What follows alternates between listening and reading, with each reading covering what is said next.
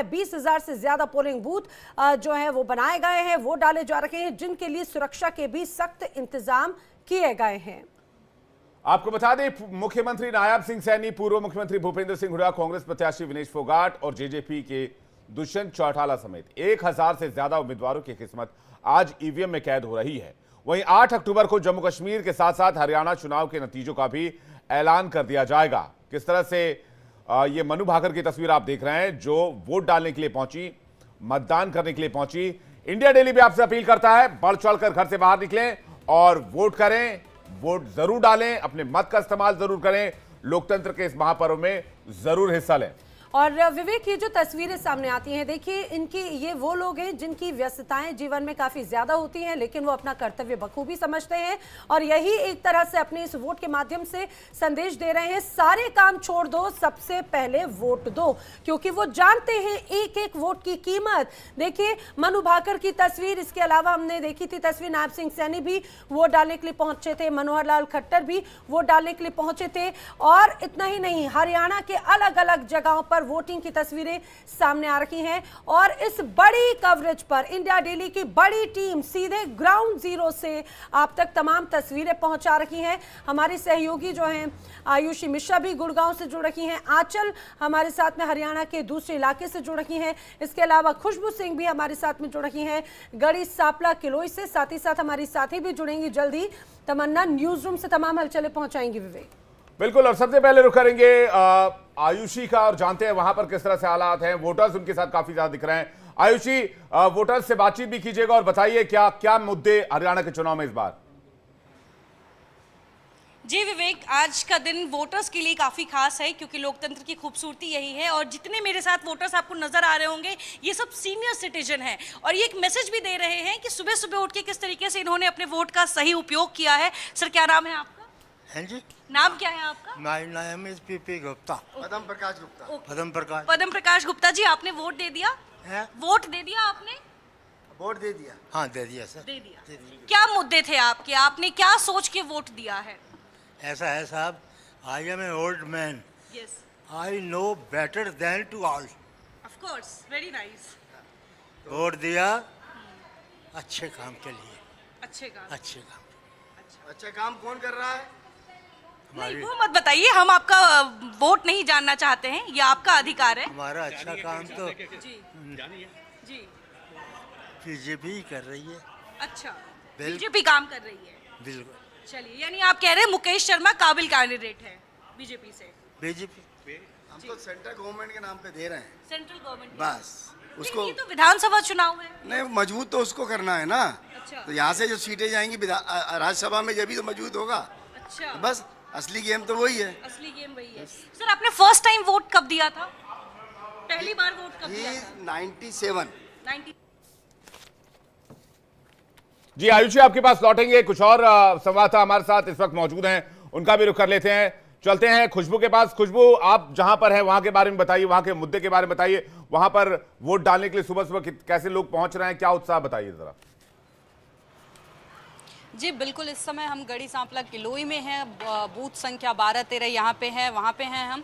और ये सबसे हॉट सीट है पूरे हरियाणा के अंदर। जब विधानसभा चुनाव की बात करें, सबसे हॉट सीट है, क्योंकि कांग्रेस का जिसको मुख्यमंत्री पद का उम्मीदवार माना जा रहा है, भूपेंद्र सिंह हुड्डा, वो इसी सीट से अपनी इस बार कैंडिडेट हैं और इसी सीट से चुनाव लड़ रहे हैं। साथ ही साथ उनके विरोध में इस बार बीजेपी की तरफ से मंजू हुड्डा हैं। हुड्डा वर्सेस हुड्डा की सीट है ये, और ये जो विधानसभा क्षेत्र है, यहाँ पे भी ये हुड्डा खाफ का ही वर्चस्व है, तो इसलिए बीजेपी ने भी जो है अपना कैंडिडेट हुड्डा ही उतारा है। हालांकि लगातार इस सीट से भूपेंद्र हुड्डा जीतते आए हैं। रोहतक लोकसभा क्षेत्र के अंतर्गत आता है ये विधानसभा क्षेत्र, लेकिन इस बार जो है बीजेपी की कैंडिडेट जो है उनके लिए जो एक अपना साख बचाने की, एक तरीके से क्या कहा जा सकता है कि साख बचाने की कोशिश करेंगी या फिर वो जीत की कोशिश करेंगी, क्योंकि भूपेंद्र सिंह हुड्डा की जो पकड़ है इस सीट पे, ये जो सीट है खुशबू कहा जा सकता है, खासतौर से कांग्रेस के लिए बहुत महत्वपूर्ण है गढ़ी सांपला सीट।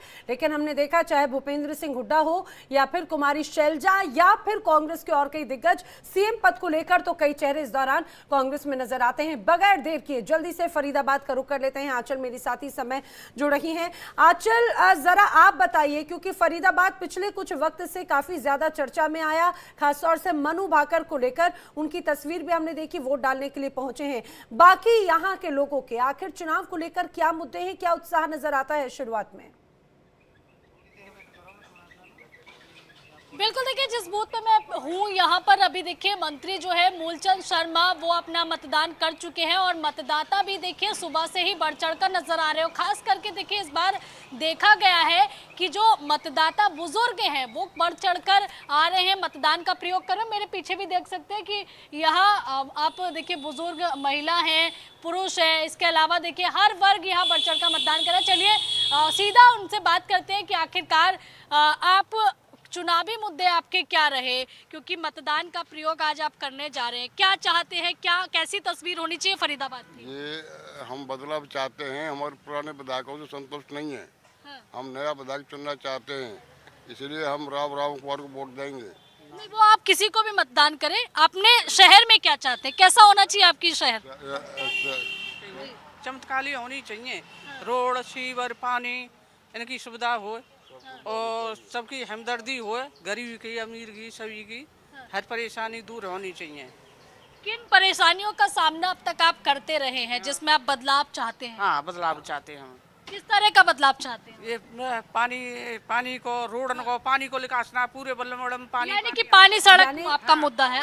आपका मुद्दा क्या है, किन मुद्दों को देखकर मतदान करने जा रहे हैं? मैम, देश का विकास चाहते हैं हम, तो सबसे पहले देश का विकास हो, हमारी समस्याएं हल हों, छोटी छोटी समस्या। मैं यहाँ खड़ा होकर सबको दे दूंगा। देखो, आप लोग देखो, तुम बिल्कुल ही उसको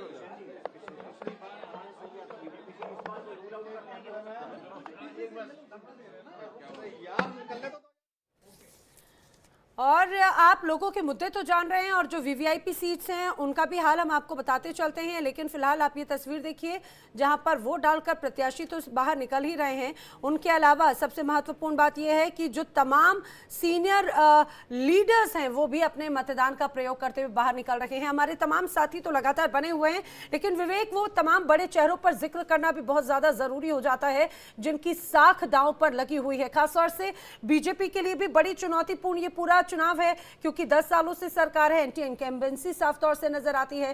कांग्रेस यहां पर अपनी जगह बनाने की कोशिश है और आम आदमी पार्टी अपनी जगह बनाती कोशिश करती हुई नजर आती है।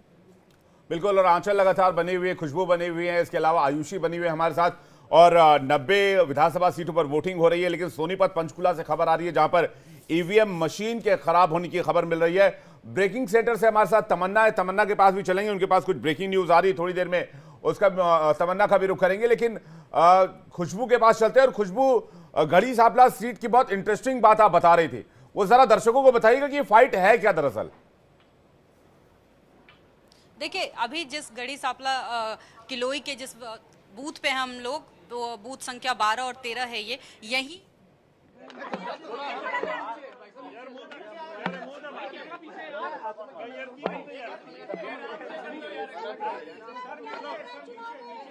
उधर कर लो यार, आप एक पीछे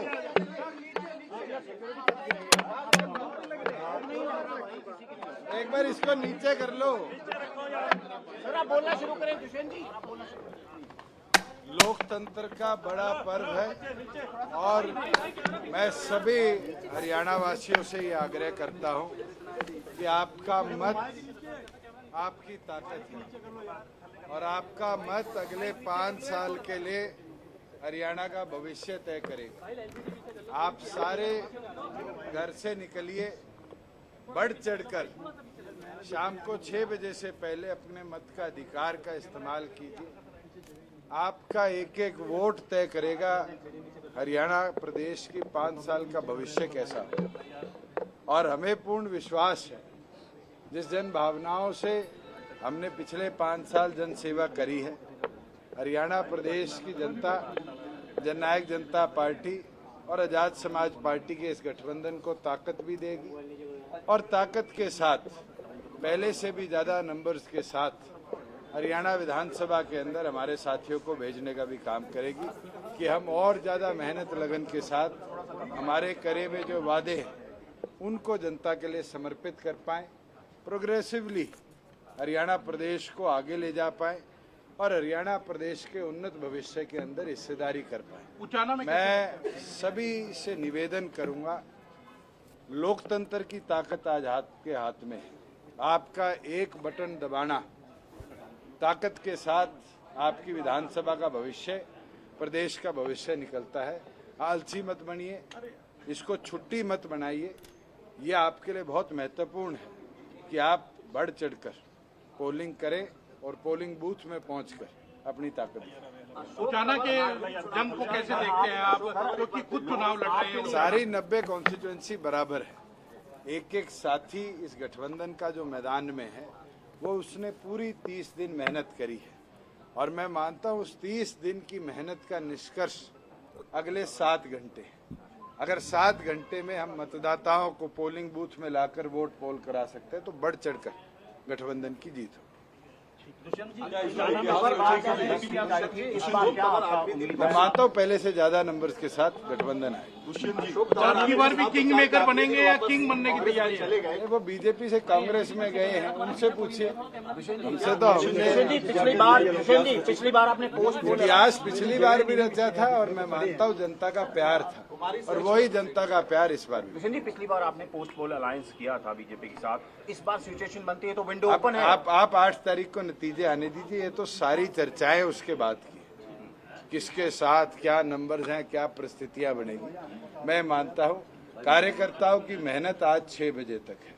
हमारा संदेश सभी कार्यकर्ताओं को है कि 6 बजे तक आप बढ़ चढ़कर पोलिंग करिए, करवाइए और लोकतंत्र के इस पर्व में अपनी हिस्सेदारी। उचाना में किस तरह से देखते हैं? तो दुष्यंत चौटाला को आप सुन रहे थे। बहुत महत्वपूर्ण बात उन्होंने जरूर यहाँ पर कही है। उनसे जब एक पत्रकार ने सवाल पूछा कि पिछली बार तो आप किंग मेकर थे, क्या इस बार भी उसी तरह की तस्वीर नजर आएगी, उन्होंने कहा है कि वक्त का इंतजार कीजिए। उजाला कला से खुद इस बार वो उम्मीदवार हैं और ये बहुत महत्वपूर्ण तस्वीर, उनकी बातें जरूर हो जाती हैं विवेक, क्योंकि हमने देखा था पिछली बार के चुनाव में भी दुष्यंत चौटाला एक बहुत अहम किरदार निभाते हुए नजर आए थे सरकार बनाने में।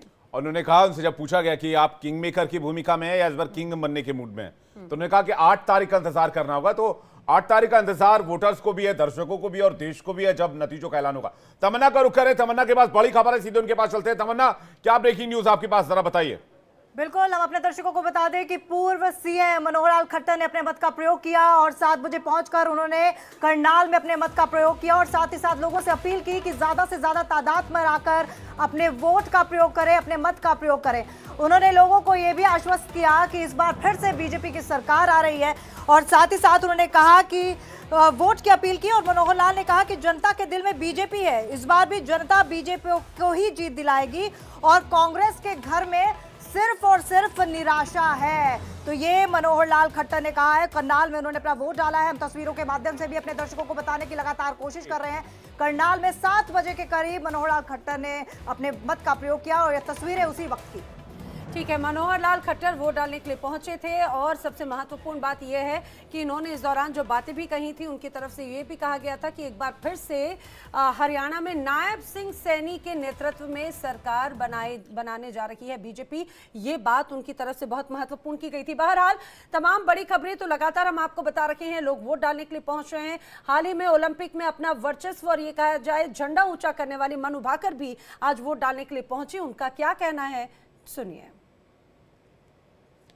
आई थिंक हम सबकी रिस्पॉन्सिबिलिटी बनती है being the youth of this country कि हम सब अपना वोट डालें और जो भी आपकी समझदारी से आपको बेस्ट कैंडिडेट लगता है, बेस्ट लीडर लगता है अपने देश के लिए, आई थिंक हम सबको उसके लिए वोट करना चाहिए। बिकॉज हमारे छोटे छोटे स्टेप्स ही हमें बड़ी ऊंचाइयों तक लेके जाएंगे।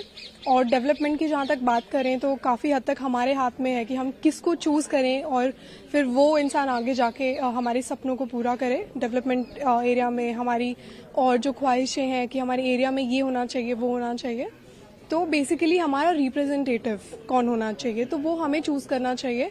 और आज मुझे फर्स्ट टाइम मौका मिला कि मैं वोट डालूं और मैं काफ़ी एक्साइटेड थी, बट चलो हो गया। तो मनु भाकर काफी एक्साइटेड हैं। आपने सुना, उनका कहना है कि भाई ये वोट डालना उनके लिए अपने आप में बहुत एक अलग क्षण है, क्योंकि सभी जानते हैं एक वोट की कीमत कितनी महत्वपूर्ण होती है। आने वाले 5 सालों के लिए